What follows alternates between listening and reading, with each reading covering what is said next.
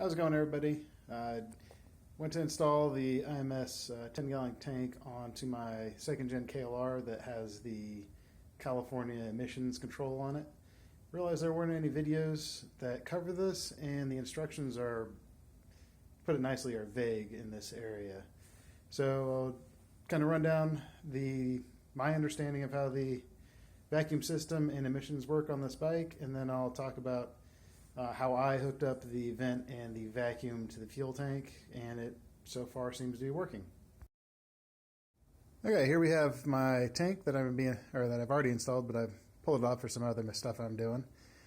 I went with the lock-in gas cap just because I like the idea of my fuel being safe in there.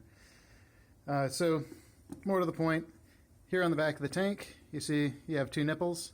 The California KLR has two nipples, but they're both vents. My understanding is one is to vent up by the fuel cap, and the other one's to move liquid fuel back into the tank. On this one, it's set up, you have the left side is an actual vent, which I believe is up by the fuel cap, and the other one is a vacuum port, which drives the vacuum-driven pump inside the tank. This pump is very important because without it, you wouldn't be able to pull any fuel down in the wings because your petcock is still up here. This would be basically where you'd run out of fuel and you'd still have a few gallons in there that you wouldn't be able to use. So very important to have vacuum when using this tank. Over onto the bike, kind of go into my understanding, my limited understanding of the vacuum system and how I worked it. So carburetor itself is what creates the vacuum.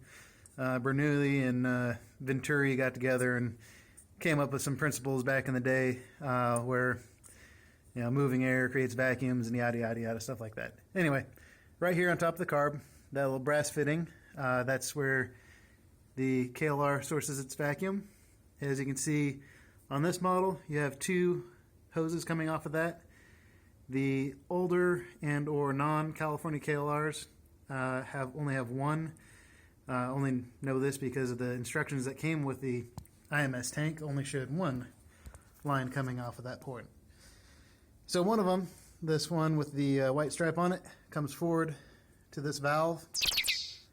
Not entirely certain what this valve does, but I do know that one hose connects to this port that goes into the top of the cylinder, and the other hose goes into the frame right there. Somebody watching this knows what that does. I'd be interested to find out. So just, shoot me a message or something like that. So that's what that one does. Come around to the other side, talk about the other one.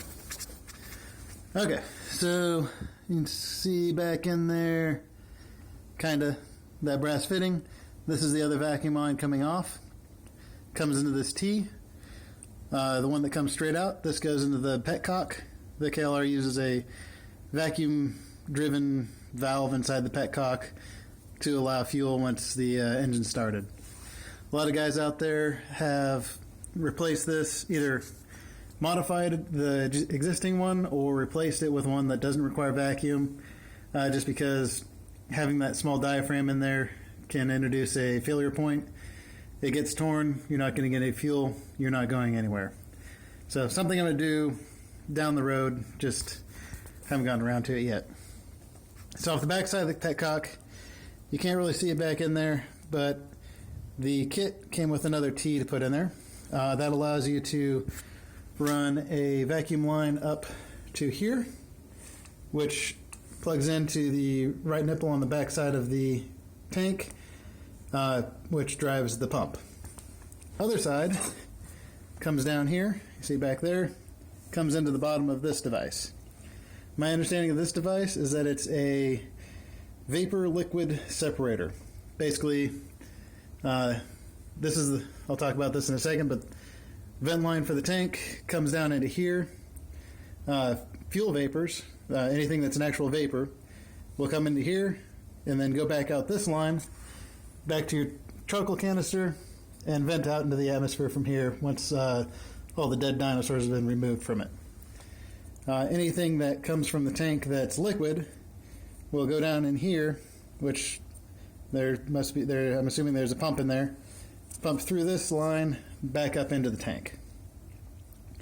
So IMS's instructions did not mention any of this. So from here on, I'm going off of my observation of the system and what seems to be working so far.